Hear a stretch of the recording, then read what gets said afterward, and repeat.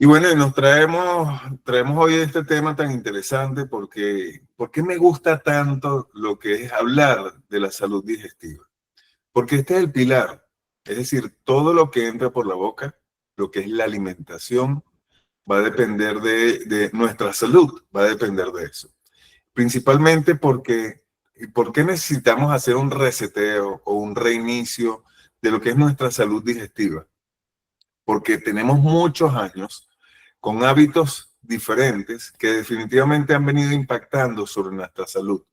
Y cuando nosotros logramos optimizar nuestra salud digestiva, vamos a mejorar condiciones de base que pensábamos que no podían ser resueltas, problemas inmunológicos incluso. Entonces, tenemos patologías serias, patologías que muchos médicos la ven como un problema que hay que llevar en el tiempo, por ejemplo, la psoriasis en la piel, problemas como la tiroiditis de Hashimoto, que es un problema autoinmune, igualmente la misma diabetes, problemas inmunológicos que antes pensamos que teníamos que convivir con ellos y que hoy en día entendemos que todo ha venido cambiando con la tecnología, la ciencia y la misma inteligencia artificial que nos aproxima cada día más a un conocimiento más amplio. Hemos logrado definir que muchos de estos procesos inician justamente con nuestra salud digestiva. Entonces, para dar inicio a este webinar, primero darle las gracias a todos los que están entrando y escuchando este webinar.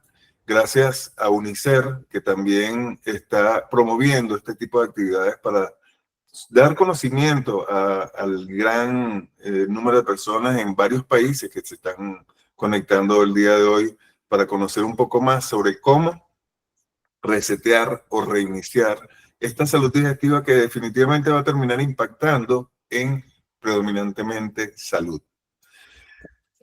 ¿Y por qué es clave en la salud digestiva en tu bienestar?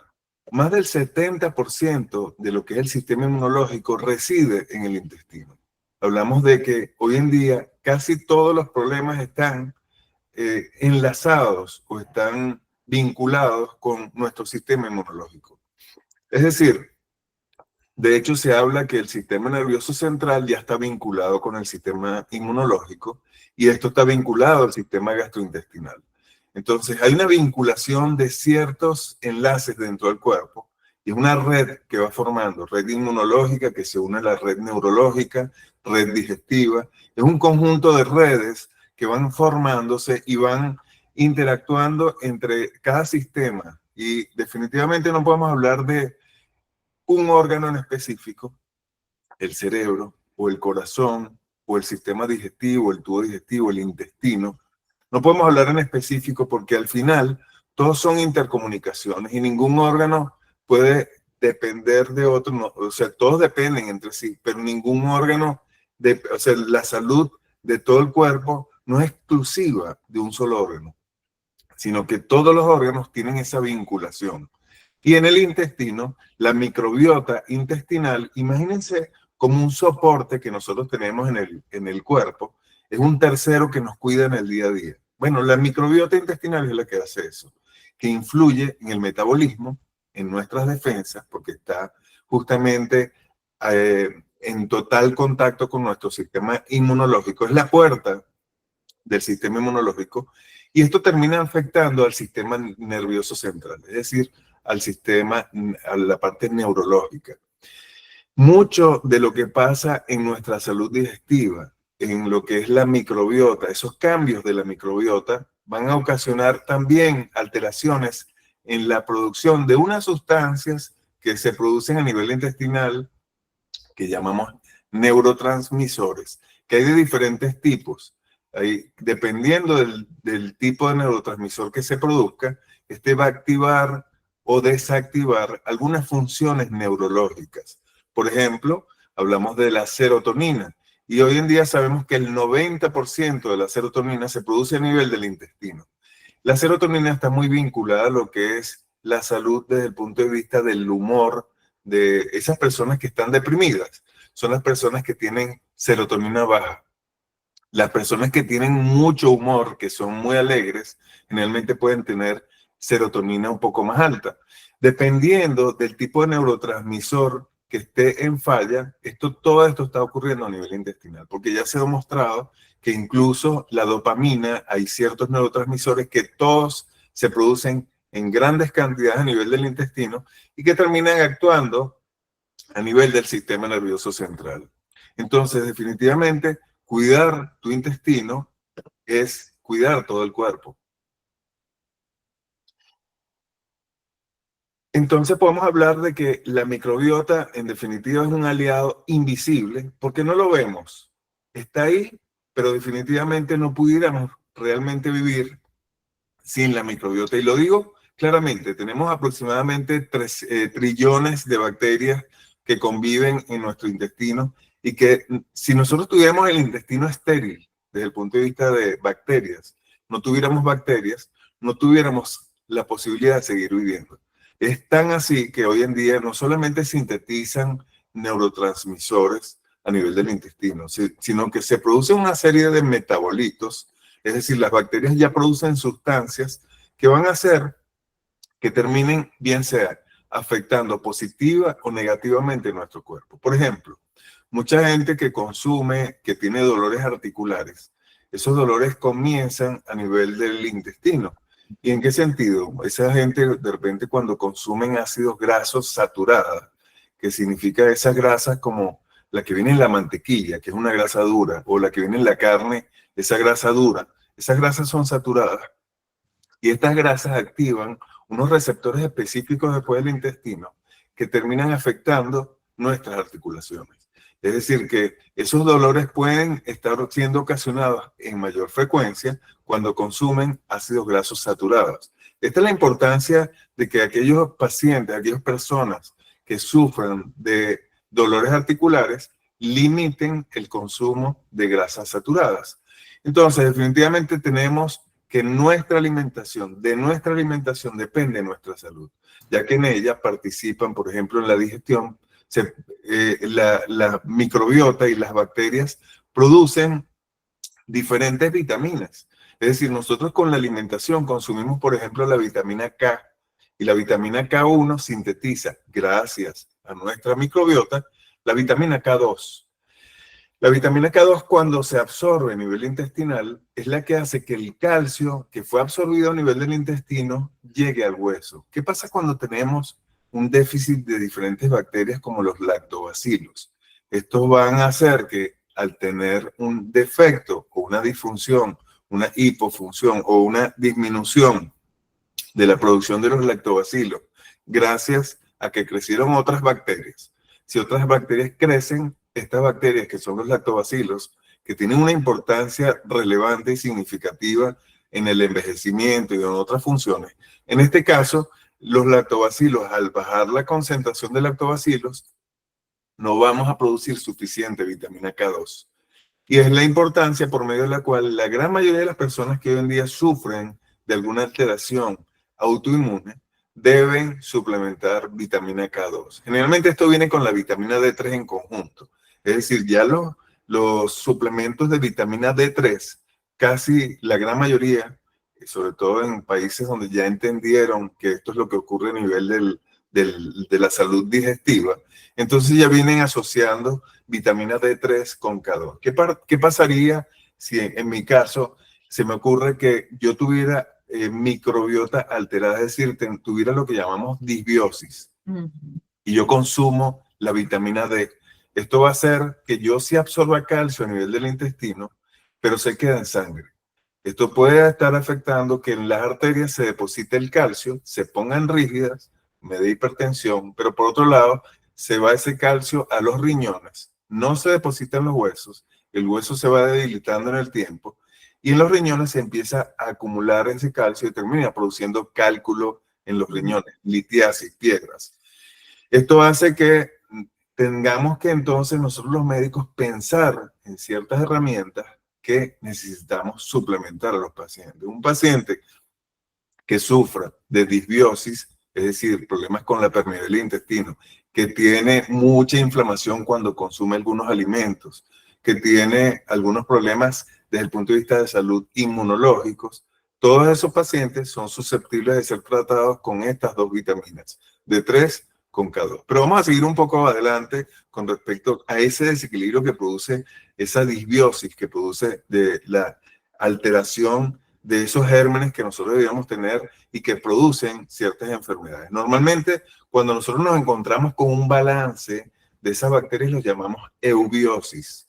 Pero cuando presentamos ya el desbalance, que unas bacterias patógenas empiezan a crecer más que otras, entonces lo llamamos disbiosis. El intestino definitivamente, hoy en día se habla mucho de lo que es el eje intestino-cerebro. ¿Por qué? Porque hay un enlace, hay una red que los comunica el intestino. De hecho, hoy en día se conoce y se sabe que hay más neuronas a nivel intestinal que incluso en el cerebro. Entonces, definitivamente, el intestino pudiéramos decir que piensa, que siente, porque tiene esa red neurológica a nivel intestinal, pero que tiene una influencia importante en lo que pasa a nivel del techo, a nivel del cerebro. ¿Por qué? Porque todos esos neurotransmisores, esa capacidad de producir neurotransmisores por parte del intestino, esto termina afectando las funciones diferentes que el cerebro va a terminar presentando. Es decir, la función desde el punto de vista del humor, la función de trastornos de movimiento, el Parkinson, desde el punto de vista de la relajación, de la producción de un neurotransmisor que llamamos GABA. El GABA es el que nos inhibe y que nos hace que en la noche nos permite descansar y dormir. Cuando nosotros tenemos alteración de alguno de estos neurotransmisores, nos afecta directamente nuestra salud.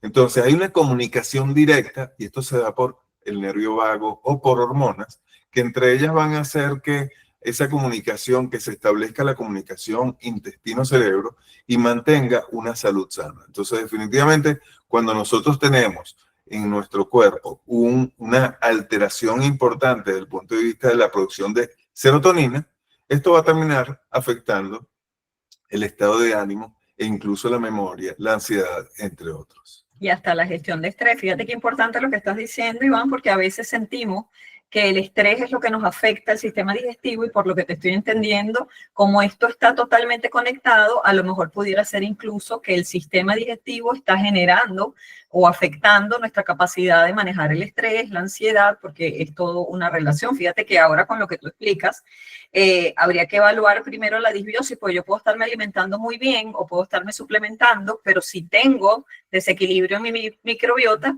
ni los nutrientes ni los suplementos a lo mejor están siendo aprovechados.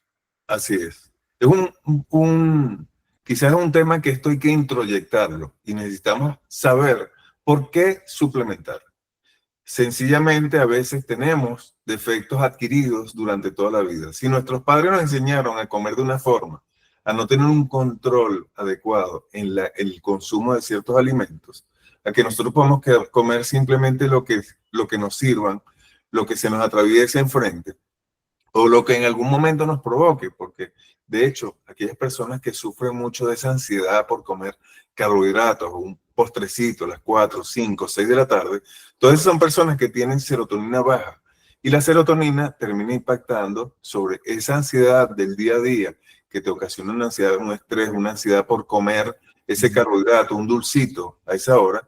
Esto termina impactando sobre nuestro peso, termina ocasionando, nos acerca poco a poco hacia el sobrepeso, y esto sigue avanzando y termina afectándonos y ocasionando la obesidad a larga data. Y esto nos aproxima hacia otras enfermedades como la diabetes. O sea que hay que tener una aproximación adecuada. Fíjate que Diana Carolina nos pregunta que qué exámenes se puede hacer uno para saber si tiene una microbiota sana. Ay, eso lo vamos a hablar un poquito más adelante. Excelente. Hay estudios bastante interesantes hoy en día. Por ejemplo, una de las cosas que hay que identificar es lo que sale en esta lámina. El intestino es como una muralla de defensa, es como una pared. Entonces, esa pared es permeable, hay cierta permeabilidad, pero nosotros tenemos una permeabilidad de las cosas que el cuerpo necesita realmente. Ahora, cuando empezamos a tener esa fractura de esa pared, de esa muralla, empieza a fracturarse y empieza a tener como unos huecos dentro de la pared, empiezan a entrar cosas al cuerpo que no deberían entrar. Es decir, nosotros deberíamos tener intacto esa función de muralla de defensa. Y si no la tenemos intacta, empiezan a entrar sustancias, toxinas, y cosas que no deberían, proteínas. Nosotros cuando hablo de proteínas, mucha gente me dice, pero es que nosotros necesitamos consumir proteínas y absorber las proteínas. Así es, nosotros necesitamos consumir las proteínas.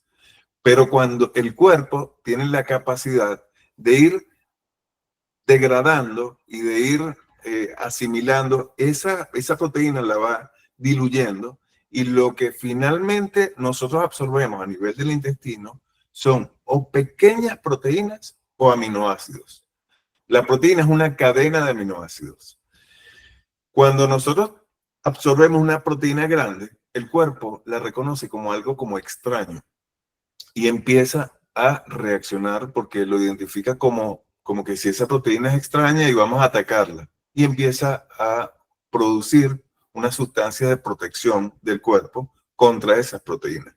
Y esto termina impactando sobre otros órganos, porque esa inmunoglobulina, en este caso, que se produce gracias a esa proteína que se absorbió, puede afectar algún órgano a distancia. Y esta es la importancia de tratar, en la medida de lo posible, de reparar ese intestino, de identificar a tiempo que tenemos ese problema de la permeabilidad intestinal, que lo vamos a visualizar. Pero necesitaba, para responder la pregunta anterior, necesitaba que visualizaran esto. ¿Qué importancia tiene tener un intestino sano, una barrera sana? Una barrera que va a ser permeable, justamente va a permear a las cosas que el cuerpo necesita, pero que va a bloquear el acceso a las toxinas y a macromoléculas que el cuerpo las va a identificar como extrañas. Es decir, que permite el paso de nutrientes bloqueando las toxinas. En la disbiosis, como les dije, esta barrera se pierde y causa lo que llamamos intestino permeable. Lo vemos en la lámina como esa zona donde se fracturó la pared y empiezan a entrar cosas que no deben entrar y empieza a producir, después de la absorción, un proceso inflamatorio que termina afectando algún órgano a distancia. Entonces, esto es por la activación de esos sistemas de defensa que aumentan esa inflamación sistémica. Entonces, perdona que te interrumpa, Lucía pregunta si las personas celíacas tienen el intestino permeable. Y fíjate que allí hay que aclarar que todas las personas que, por ejemplo, consumen gluten eventualmente generan aumento de la permeabilidad, pero no todo el mundo desarrolla una enfermedad celíaca.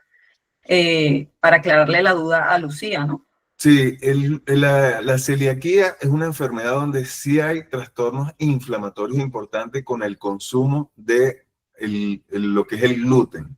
Entonces necesitamos mantener un control del gluten.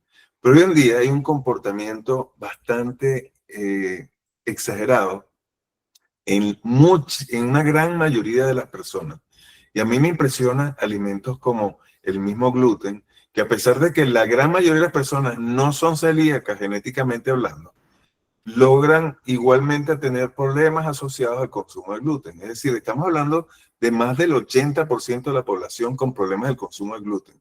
Igualmente otros alimentos como el consumo de lácteos, que tiene un porcentaje similar, un poco menor quizás, sobre todo los lácteos de vaca, pero me impresiona muchísimo que uno de los alimentos que más marca en las pruebas de intolerancia alimentaria es el huevo, que todo el mundo lo ve como un alimento súper seguro y a todo el mundo le encanta comer huevo y está en la mesa de todos nosotros, bien sea en la mañana, en la tarde o en la noche. Entonces, definitivamente es importante establecer qué alimentos son los que están ocasionando el proceso inflamatorio. Personalizar la dieta en función a lo que realmente nuestro cuerpo necesita o está respondiendo. Sí, y justamente es por esa pérdida, ese soporte del cuerpo de poder disolver esos alimentos. Es decir, si yo no tengo las enzimas específicas para degradar el gluten, no debería consumirlo porque ese gluten va a terminar impactando sobre mi salud. Yo pudiera coadyuvar a consumir enzimas que me ayuden a digerir el gluten.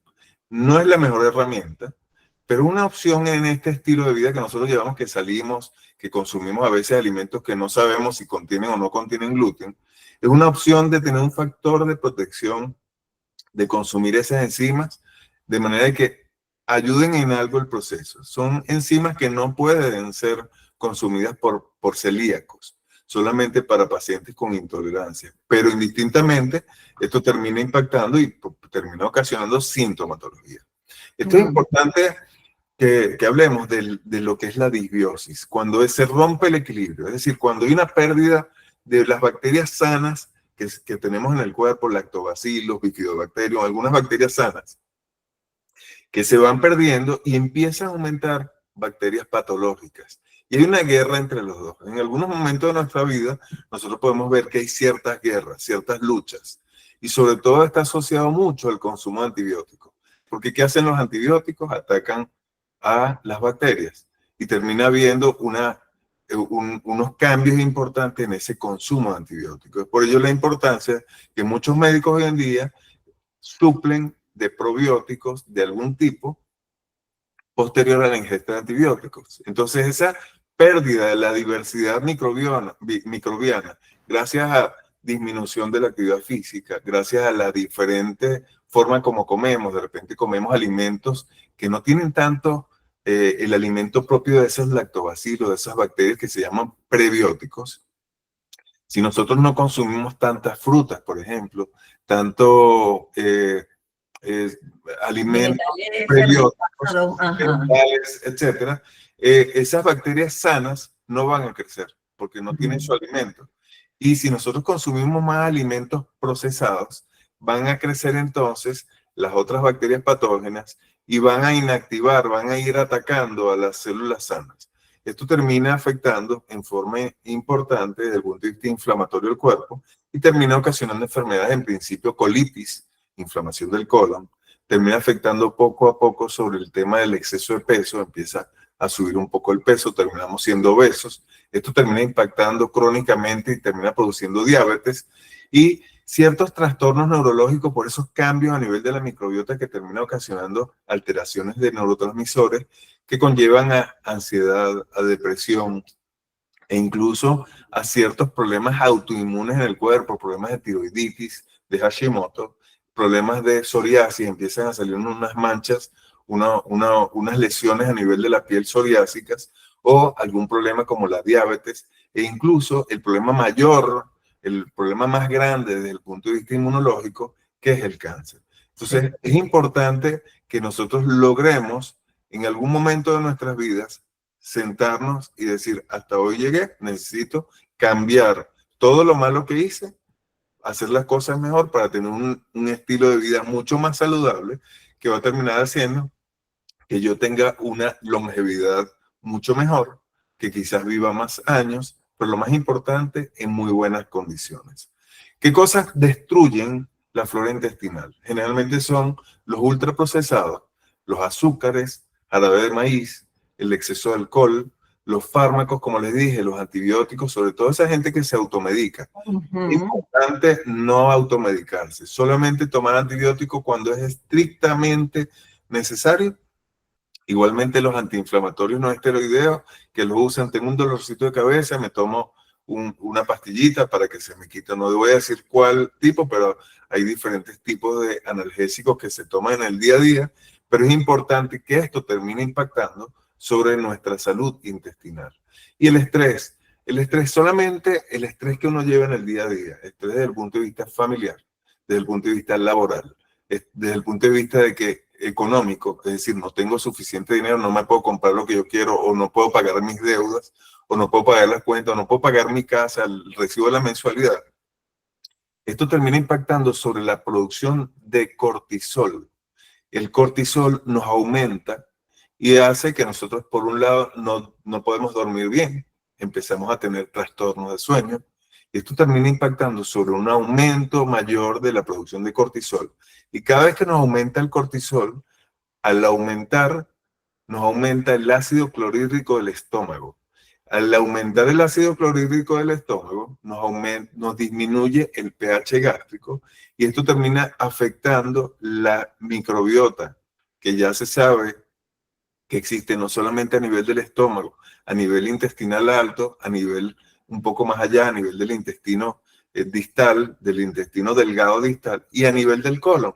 Entonces termina afectando toda la microbiota. Es por ello que se habla hoy en día de la importancia de disminuir el estrés para que ayude en todo el proceso. Entonces se usan varias herramientas, que lo hemos hablado en otros webinars, pero es importante que esas herramientas que pudieran haber aprendido en otros webinars, las empleemos porque tienen suficiente evidencia científica hoy en día que conocemos que sí afecta nuestra microbiota y puede ser una de las causas de muchas de las enfermedades que hoy en día la gente presenta. Entonces, definitivamente nuestra microbiota, nuestra flora intestinal, entrena al sistema inmune. Es decir, nosotros lo primero que tenemos después cuando los alimentos pasan el intestino, se encuentran con el sistema inmunológico. Nosotros tenemos células de defensa que están ahí mismo, que están dispuestas a proteger al cuerpo. Esa microbiota va a enseñar a esas células de defensa a distinguir lo propio, lo nuestro, de lo que es extraño. Es decir, nosotros vamos a distinguir qué es lo sano de lo no sano. Las toxinas la van a definir. Igualmente esas macroproteínas que atraviesan también es extraño. Entonces ya empiezan a atacar, empiezan a tratar de ayudar a defendernos. Pero esto finalmente afecta porque empieza a producirnos alergias, intolerancias que conllevan finalmente a procesos inflamatorios crónicos que afectan y terminan produciendo enfermedades autoinmunes. Y esa inflamación crónica puede incluso ser tan acentuada que termine siendo ya un poco más allá, sistémica, y termina ocasionando artritis, lupus eritematoso sistémico e incluso el cáncer. Es por ello la importancia de que nosotros tratemos de mantener nuestra salud digestiva, que nos va a prevenir una serie de cosas, pero no solamente eso, nos va a ahorrar muchos problemas en la vida. Nosotros nos va a permitir igualmente, una vez que nosotros tengamos un control nutricional importante y nosotros llevemos de la rienda nuestra salud, porque nosotros vamos a decir qué comemos y qué no. Entonces, en ese punto en donde ya uno tiene la rienda, uno sabe hasta dónde puede llegar y hasta dónde tiene que echar para atrás desde el punto de vista nutricional, pero también desde el punto de vista del alcohol, desde el punto de vista de consumo de sustancias, desde el punto de vista de intoxicarse con algún tipo de cigarrillo, por ejemplo. Entonces, todo este tipo de cosas, nosotros somos quien debemos ponerle un parado a este tipo de cosas que van a terminar entorpeciendo nuestra salud.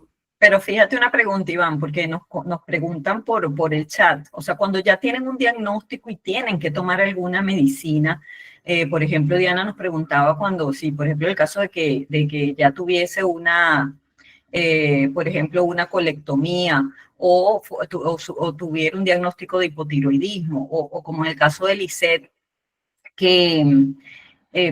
o Adriana, que fue la que nos comentó que ya toma alguna medicina psiquiátrica. O sea, ¿cómo hacen estos pacientes que ya tienen que tomar algún medicamento que influye sobre la microbiota? Una de las cosas que yo siempre les digo a mis pacientes es que el punto donde es tarde es cuando está la muerte. Cuando la persona muere, ya es tarde. Mientras estemos vivos, nosotros tenemos que tomar las riendas de nuestra salud. Tenemos que asumir. Y el asumir implica conocer el cuerpo, conocer cómo está nuestra microbiota, reparar la microbiota. Y cada uno de ustedes se va a dar cuenta. Al reparar la microbiota, al tener un intestino sano, empieza uno a curarse naturalmente. Es decir, si yo tengo mi intestino sano, se rompió el problema. Es el punto de revertir enfermedades. Si yo tengo la enfermedad conmigo, yo tengo que controlar todo eso para revertir la enfermedad. Si aún no tengo la enfermedad, es más fácil, porque lo que hago es prevenirla. Disminuyo el proceso inflamatorio y prevengo las enfermedades. Pero si tengo la enfermedad, nunca vas a salir si no cambias del estilo de vida. Correcto. Es decir, es un círculo vicioso.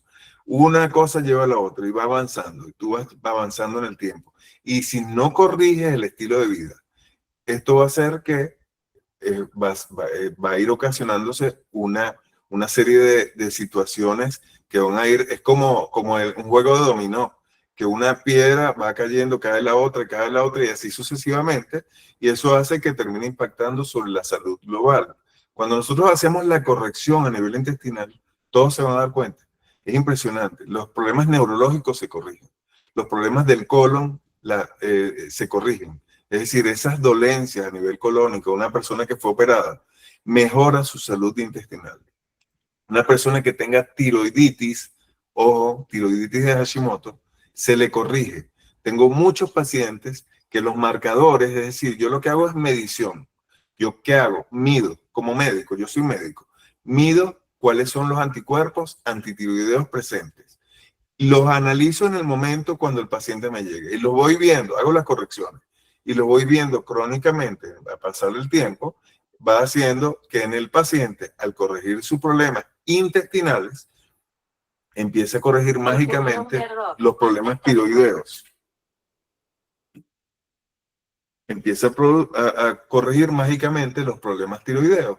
Entonces, todas las personas que tienen algún tipo de enfermedad asociada a su problema digestivo, y es ahí donde empieza todo el problema, porque yo pudiera de repente decirles, yo tengo una carga genética de cáncer de mama en mi familia, es decir, a mi mamá le dio cáncer de mama, a mi abuela le dio cáncer de mama, a mi tía le dio cáncer de mama, a mí me va a dar cáncer de mama. Es decir, quizás genéticamente está. Si yo sigo haciendo lo mismo que hacía mi abuelita, que hacía mi tía, que hacía mi mamá, posiblemente a mí me va a dar cáncer de mama, porque desde el punto de vista ambiental yo no cambié nada. Si yo me empiezo a alimentar mejor y empiezo a hacer todo lo que depende de mí, de la corrección desde el punto de vista nutricional para mejorar mi microbiota, va a hacer que la inflamación baje y que esos genes que tengo presentes no se manifiesten. Entonces es importante que si nosotros tenemos prendido el gen, es decir, tenemos el switch pasado, lo tenemos prendido, necesitamos desde el punto de vista nutricional bajar el breaker. Vamos a bajar, a inactivar ese gen. Al inactivarlo, nosotros vamos a tener los genes ahí que hoy en día no los podemos sacar. Que vienen técnicas en un futuro que sí van a poder operar los genes, sí. Eso se está creando ya. Pero hoy todavía no existe. Nosotros desde el punto de vista de lo que yo puedo hacer es asumir mi rol y llevar mi salud digestiva y lograr un control de que todos mis genes que tengo patológicos no se activen. Y si los tengo activos, hoy en día tengo herramientas porque para activar, cuando está activo el gen, yo necesito inactivarlo. Entonces hay unas herramientas que me encanta usarlas en el día a día, disminuir la homocisteína. Entonces, si uno tiene, por ejemplo, un examen de laboratorio muy sencillo que uno en todos lados del mundo, y aquí me escucha mucha gente de todos los países, un examen muy sencillo que es una hematología completa, donde hay un valor que dice BCM. Si ese BCM está por encima de 100, entonces nosotros tenemos un problema serio que estamos ocasionando en el cuerpo. Estamos posiblemente produciendo más homocisteína y esto termina impactando sobre el cuerpo. ¿Qué tenemos que hacer? Tomar vitamina B6, B9, B12 y con eso logramos un control. Por otro lado, tratamos de metilar el gen. ¿Cómo lo metilamos? Usando una herramienta que es un producto que lo venden libre, que se llama SAMe, que ese SAMe nos va a metilar, pero esto lo tenemos que hacer cuando tenemos el gen activo. Vamos a inactivarlo. ¿Qué significa? Vamos a metilar ese gen para inactivarlo. Son herramientas que desde el punto de vista mío, yo la utilizo con mis pacientes para cuando tienen una enfermedad genética activa por nuestro estilo de vida, ayudarlo para que se apague más rápido. Pero lo más importante de esto no es tomar esas herramientas para inactivarlo y después seguir viviendo como seguíamos viviendo. Tenemos que cambiar y que modificar nuestros hábitos nutricionales, que definitivamente es lo más importante. Y los daños que nuestro cuerpo tenga en el momento, irlos corrigiendo.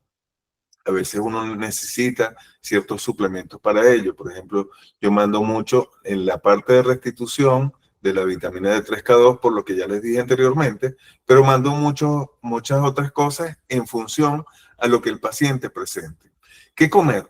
¿Cómo vamos a mejorar nuestra microbiota intestinal? Bueno, se recomienda mucho unos platos así, coloridos. Es decir, cuando ustedes vean un plato con mucho color, de varios colores en el plato, es un plato que es muy saludable, que tiene vegetales ricos en fibra, tiene legumbres, frutas, tubérculos, alimentos fermentados, el kefir, kombucha, el chucrut y ciertos polifenoles, todos los alimentos que son rojos, que son fresa, arándanos, son ricos en polifenoles, al igual que la cúrcuma, que hoy en día en todos lados se trata de consumir cúrcuma por los maravillosos efectos antiinflamatorios que tiene.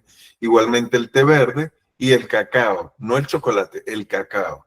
Entonces son ciertos alimentos que nos van a ayudar a mejorar nuestra salud intestinal. Y cuando comamos grasas sanas, tenemos que tomar aceite de oliva crudo, no se recomienda cocinar en aceite de oliva, y los pescados que tengan esa grasita, esa piel. Es decir, esa gente que compra un salmón, que el salmón es extraordinario desde el punto de vista de los ácidos grasos omega 3. Compra un salmón y le quita la piel, justamente en la piel es donde tenemos el omega 3 rico, así que es, primero que es muy sabroso, pero por otro lado es la parte sana del pescado, aparte de la parte proteica que tiene la piel, o sea, lo que es la parte muscular, lo que es lo que consumimos. Entonces, pero la parte sana de la grasa la tiene justamente en la piel. Y yo veo que mucha gente le quita la piel y la bota. Eso es un error desde el punto de vista del consumo. Entonces, cuando consumimos todo este grupo de alimentos, mejoramos nuestra flora intestinal. Si debemos consumir, muchos me preguntan, ¿todos debemos consumir probióticos? Yo creo que en la medida de las posibilidades, si tú llevas una vida sana, balanceada, realizando actividad física y consumiendo alimentos sanos, balanceados, con muchos colores, como les dije, posiblemente no necesitemos probióticos. Pero yo quiero saber, en estas 76 o más personas que están en este momento dentro del webinar, quisiera saber quién consume alimentos así, que de muchos colores en el día a día. Posiblemente muchos consuman este tipo de alimentos en el día a día, pero de repente en la noche salieron a una pizzería y lo que había era pizza y terminaron consumiendo pizza siendo intolerantes al gluten o a los lácteos que tenía también el quesito de la pizza. Entonces definitivamente el estilo de vida que uno lleva, el vivir en la ciudad implica ciertas afectaciones. Es decir, tenemos que convivir con lo que nos enferma. Entonces no es consumirlo o no consumirlo todos los días. Tú lo pudieras consumir si el mayor número de días posibles no lo consumes. Es decir, pero en la medida de lo posible, si tú sientes que tu intestino no está bien balanceado, no está sano, entonces definitivamente tomar probióticos sería un aliado importante y siempre son muy efectivos. Es decir, nosotros tenemos que saber y conocer qué tipo de cepa necesitamos consumir. Hay ciertos pacientes con problemas neurológicos que tienen que consumir algún tipo de bifidobacterium y sobre todo lactobacilos de diferentes tipos. Por ejemplo, todas las personas que sufren, que han consumido antibióticos, entonces necesitan del Saccharomyces boulardii. Entonces deben tener esta molécula dentro del probiótico que consuman.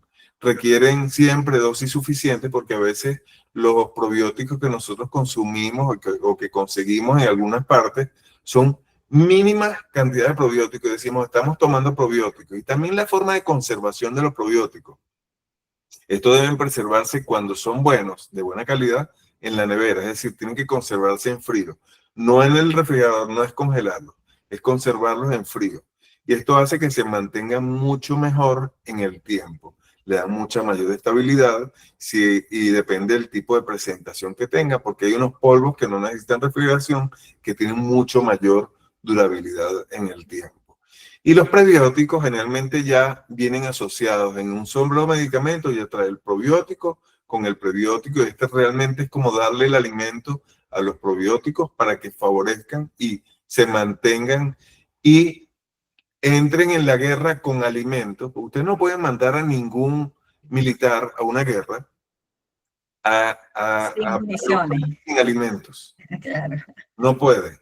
Entonces, nosotros le lanzamos los probióticos a una guerra, al intestino, donde quizás tengamos muchas bacterias patógenas y necesitamos que ganen la guerra, tenemos que darle el prebiótico, que es el alimento, son las fibras fermentables que estimulan su crecimiento y principalmente tenemos por lo menos los fructos oligosacáridos, la inulina, el almidón, y esto vienen generalmente en el ajo, en la cebolla, en el plátano, cuando es verde, la avena, las legumbres, entre otros.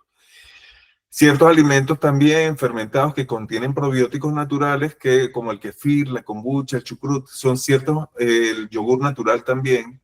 Preferiblemente, si una persona tiene siempre que ver el tema de las intolerancias, porque si una persona es intolerante a la lactosa o es intolerante a la leche de vaca, entonces escoja siempre el yogur que no sea de vaca.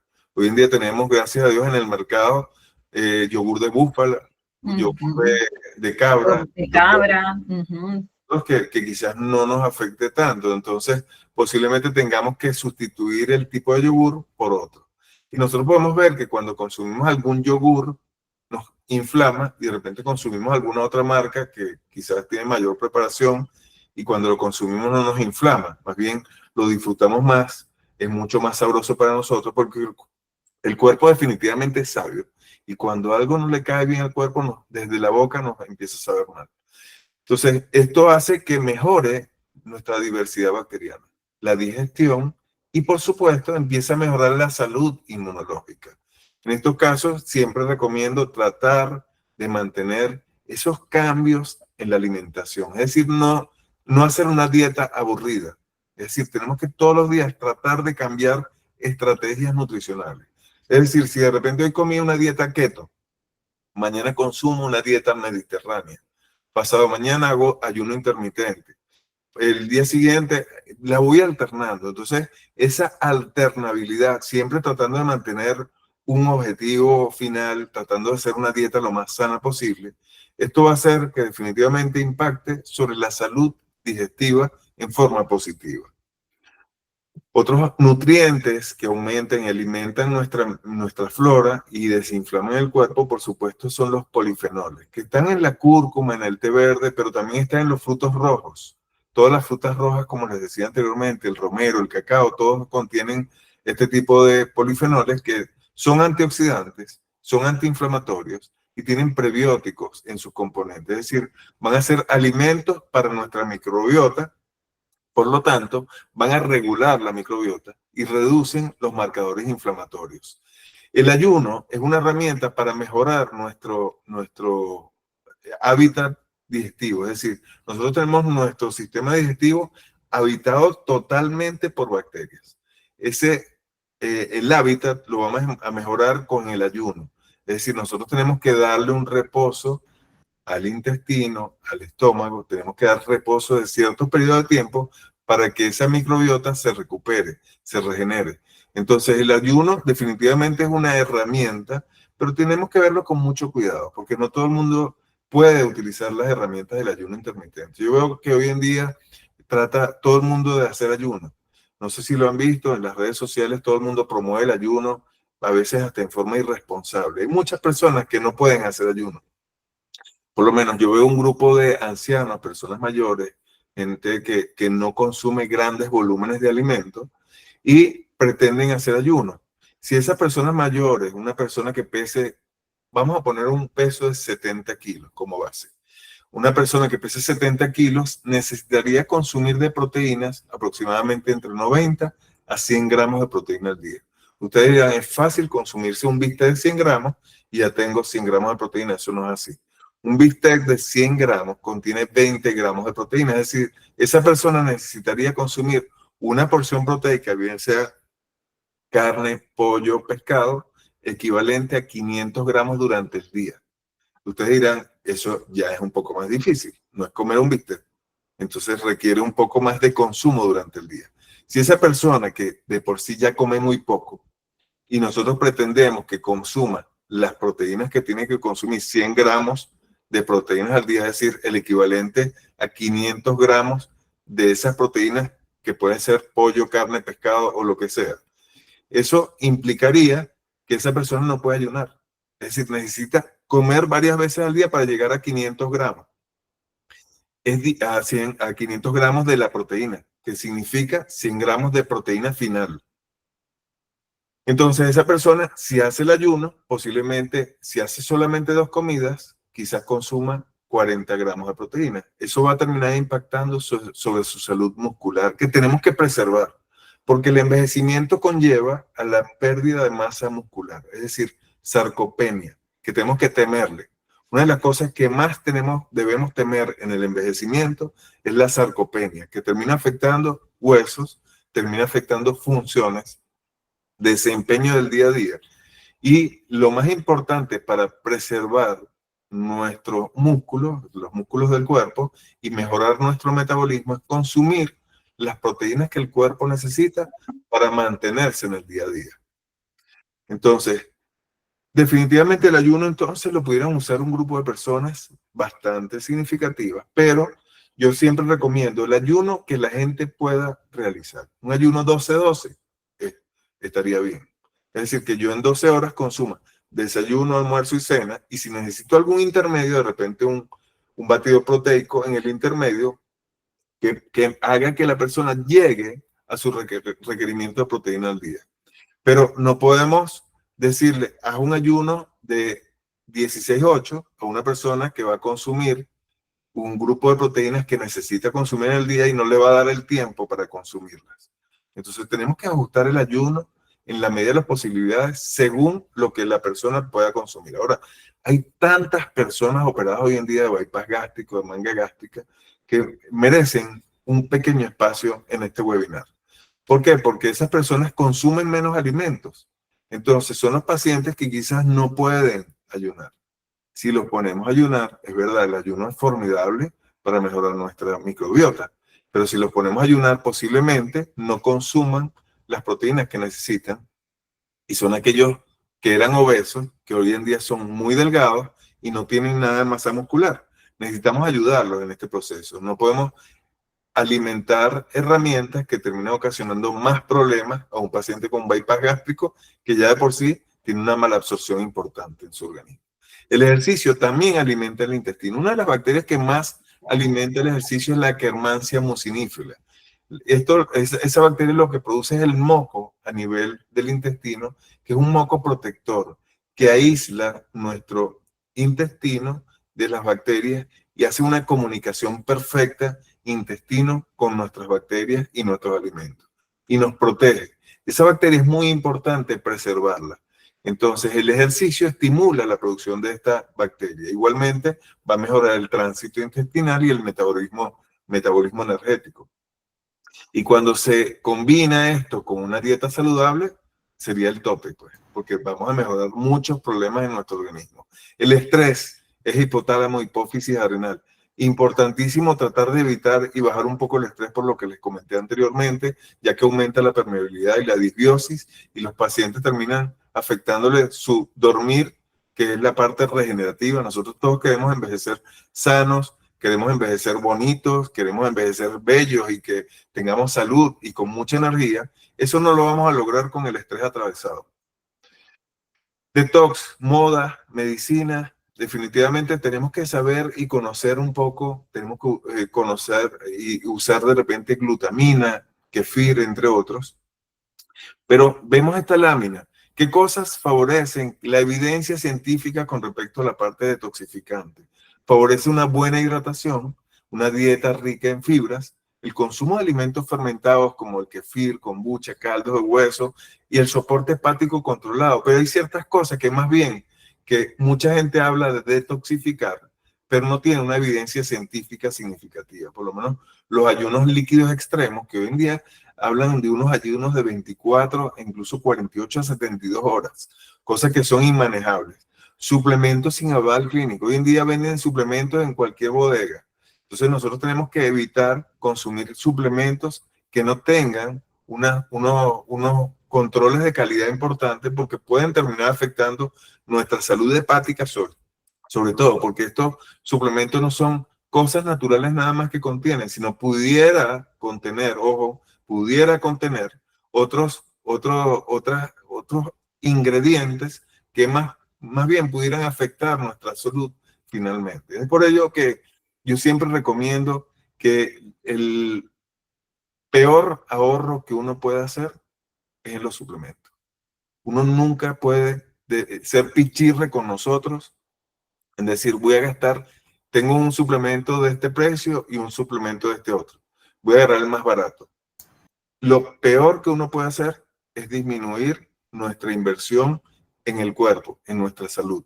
Los protocolos genéricos y restrictivos, hay muchas cosas que están haciendo hoy, terapias sin supervisión médica, hay cosas que están haciendo desde el punto de vista de detoxificante que son a veces preocupantes. Esos lavados intestinales sin ningún tipo de control es inadecuado. Solamente los lavados intestinales deben realizarse en formas adecuadas, realizados por médicos entrenados en esto y no hacerlos indiscriminadamente, porque y no todo el mundo es susceptible de lavar el intestino, porque lavar el intestino implica cambiar y renovar nuestra microbiota. Y lo mejor sería nosotros ir poco a poco mejorando nuestra microbiota al punto que nosotros necesitemos. Al mejorar nuestra microbiota va a mejorar nuestra salud. Si nosotros tenemos nuestra salud muy afectada, un cáncer atravesado, algo en particular, necesitamos lavar el intestino. Vamos a renovar ese intestino. De hecho, hoy en día, en ciertos países ya están estableciendo incluso el trasplante fecal. Entonces, esto es significativo. Buscan las heces de una persona sana y las trasplantan a una persona enferma. Entonces, se ha visto que en ciertas patologías las personas terminan mejorando en forma significativa. Esto suena como bastante difícil de entender, pero ya se está haciendo a nivel mundial. Señales de alerta, bueno, por supuesto, ciertos síntomas, flatulencia, distensión, fatiga, niebla mental, las heces cuando son irregulares, la ansiedad, son síntomas que a nosotros nos llaman la atención que una persona debe tener sí o sí alteraciones a nivel intestinal que deben ser mejoradas. Herramientas diagnósticas, aquí hay algunas de las que me preguntaron. Yo lo que más realizo hoy en día es la prueba de sonulina y los test de microbiota, es decir, test de disbiosis. Son los test que nos van a permitir conocer cuáles son las bacterias que están predominando. Definitivamente esto es importantísimo y nosotros, hasta nosotros los médicos no le damos importancia a esto. De hecho, lo último que se está avanzando en la parte genética es la demostración de toda la parte del estudio de ADN de las bacterias nuestras. Ya no de nosotros, porque eso ya fue identificado. Ahora es de las bacterias. Entonces, establecer qué bacterias conviven con nosotros, esto puede modificar todo, porque incluso hay bacterias que aceleran nuestro envejecimiento. Si nosotros logramos prevenir esto, podemos incluso enlentecer el envejecimiento y quizás vivir muchos más años de vida, pero sobre todo con calidad de vida. Así es.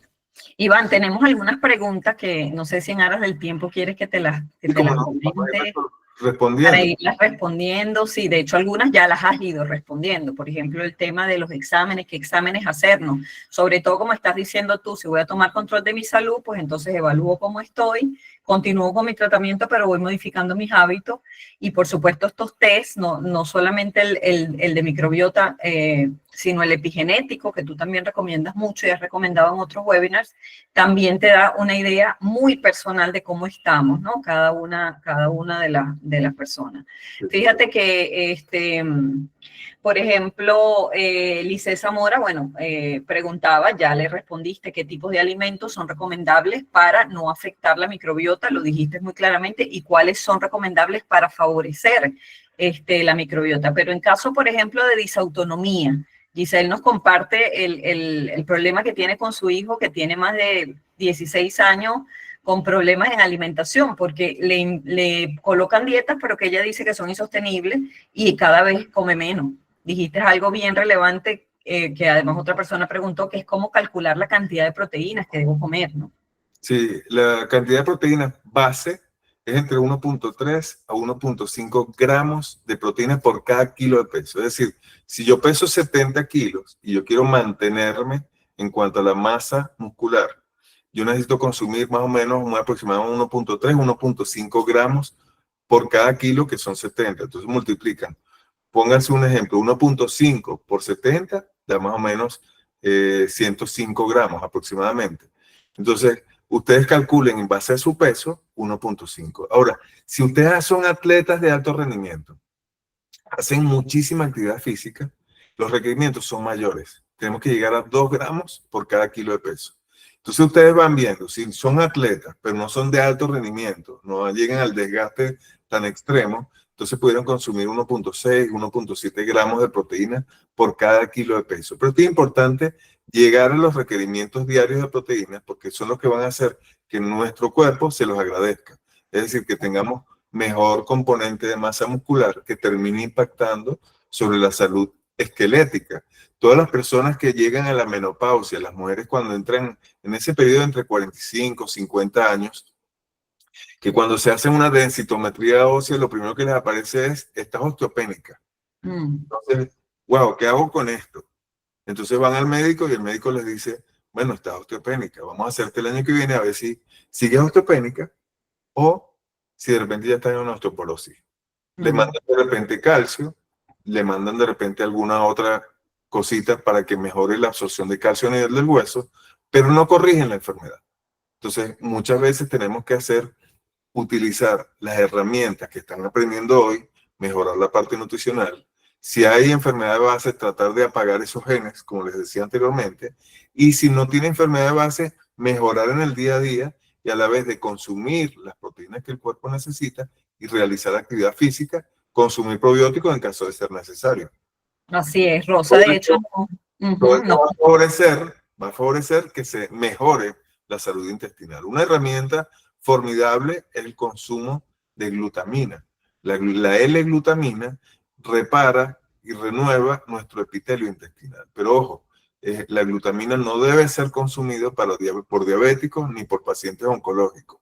Entonces, mi recomendación siempre en este tipo de webinar que son abiertos para una población general, entonces yo necesito que entiendan que todas las cosas deben personalizarse, no es simplemente hacer lo que uno aquí aprende y por su propia cuenta, tratar de buscar a alguien que los ayude en la medida de lo posible a corregir los problemas de base. Si tienen permeabilidad intestinal, hoy en día hay herramientas que nos permiten resolver este tipo de problemas, es decir, que crónicamente cada día ustedes van a estar mejores. Claro, y con exámenes, como dices tú, para personalizar y hacerlo con basamento. De hecho, Rosa pregunta que cuáles recomendaciones son para la artritis reumatoide, pero explicabas tú que todas las enfermedades tienen más o menos la misma base, que es un proceso de inflamación de bajo grado, y que si tú corriges el estilo de vida y corriges y proteges esa barrera y esa microbiota, pues todo empieza a revertir, ¿no? Claro, desde el punto de vista ortomolecular, la visión ortomolecular les digo que es una visión médica donde nosotros tratamos de corregir las causas de cada enfermedad. Y esto es importante porque dependiendo de cada enfermedad, por lo menos en la artritis reumatoide, sí hay un componente autoinmune. El componente autoinmune inicia a nivel intestinal, pero ya hay unos daños crónicos. Entonces, posiblemente requiera reparar el intestino, mejorar el tema inmunológico, es decir, el factor inmunológico, pero si no logro avanzar en un proceso de que ver al paciente en forma global y no logro mejorar la función articular, tengo que regenerar esa articulación. Es decir, tenemos que, una vez desinflamado el cuerpo, mejorado la parte intestinal, tengo que ayudar a la articulación a que se regenere y vuelva a la función articular. Entonces es un proceso. No todas las enfermedades se tratan de la misma forma, pero requieren de ciertos suplementos específicos para mejorar todas las condiciones. Muchos de los pacientes con problemas articulares requieren de algunos suplementos.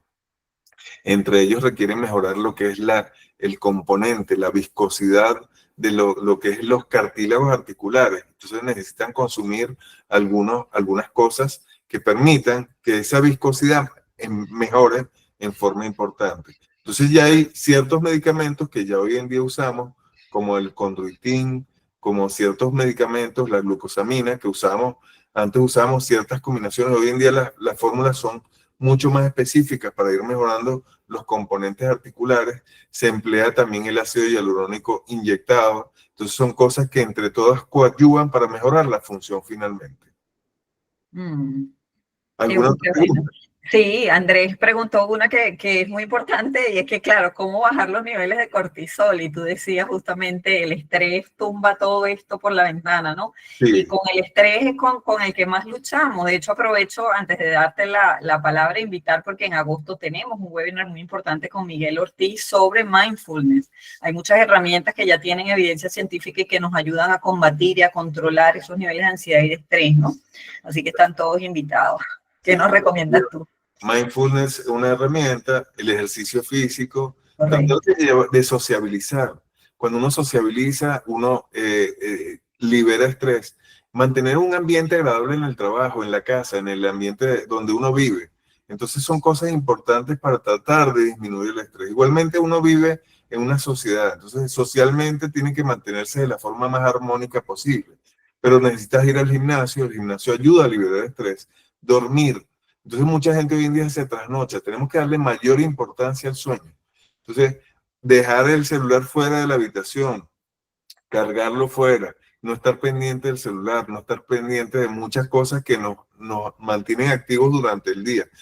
Apagar el televisor. Yo creo que tenemos que apagar más el televisor en el cuarto. Nosotros debemos tener el ambiente del cuarto debe ser cero iluminación cuando vamos a dormir, dedicarnos a dormir y tratar de dormir las 8 horas si es posible, si no 7 horas por lo menos.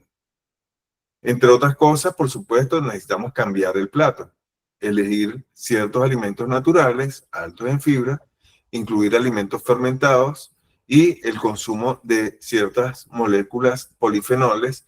La cúrcuma debemos incluirla en casi todos los alimentos, siempre con algo de pimienta negra que nos permita absorber un poco mejor la cúrcuma. La cúrcuma siempre va a disminuir el proceso inflamatorio local a nivel del intestino, pero ella se absorbe muy mal. Entonces, cuando necesitamos trabajar con la cúrcuma desde el punto de vista ortomolecular, para, por ejemplo, articulaciones, inflamación, en estos casos necesitamos usar la cúrcuma en cápsulas como molécula. Entonces, ya hoy en día existen ya nanomoléculas de curcumina que permiten que se absorba mucho mejor y penetre en todos los tejidos, predominantemente a nivel articular.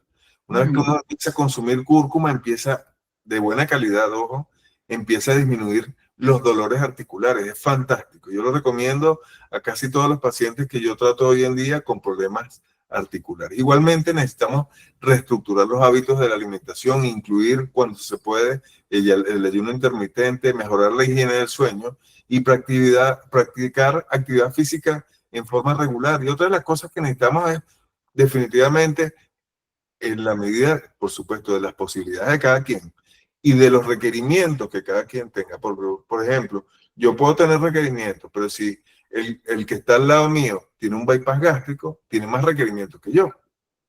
De hecho, cuando yo hago el test epigenético, yo veo qué alteraciones tengo yo y los comparo con las alteraciones, los déficits que tienen los pacientes con bypass gástrico y los pacientes con bypass gástrico les falta todo. Es impresionante.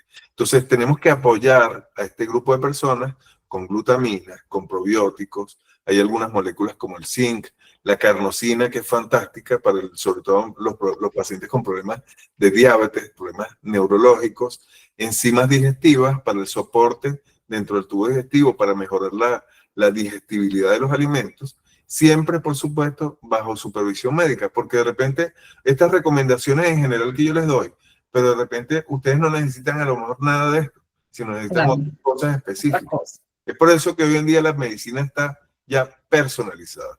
Y debe siempre recordarse que todo comienza, todos estos procesos comienzan en la digestión, en el intestino. Todos los sistemas de defensa inician en ese mismo momento. Las emociones inician en el intestino y la energía igualmente. Es decir, todas las personas que tienen problemas energéticos posiblemente también tienen daño a nivel intestinal. No se trata simplemente de dietas de moda. Se trata de hábitos sostenibles en el tiempo, algo que podemos hacer y que en el día a día podemos ir avanzando y podemos lograrlo, que podemos consumir los alimentos y donde vayamos podemos seleccionar un restaurante u otro, podemos seleccionar los alimentos y comer de una forma similar a como ya nos acostumbramos en el día a día y en forma personalizada. Tenemos que escuchar al cuerpo. Si tú ingieres algo y te inflama, no lo puedes ingerir más. Posiblemente no lo estás escuchando. También te enferma, no solamente el intestino, te enferman las emociones y termina afectando físicamente, termina ocasionando dolor, etc. Cuidar el intestino definitivamente es cuidar tu cerebro, tu metabolismo, que es lo más importante, y yo lo digo con propiedad, el metabolismo es lo más importante y tenemos que cuidarlo. Pero sobre todo, esto va a influir sobre nuestro futuro. Muchas gracias.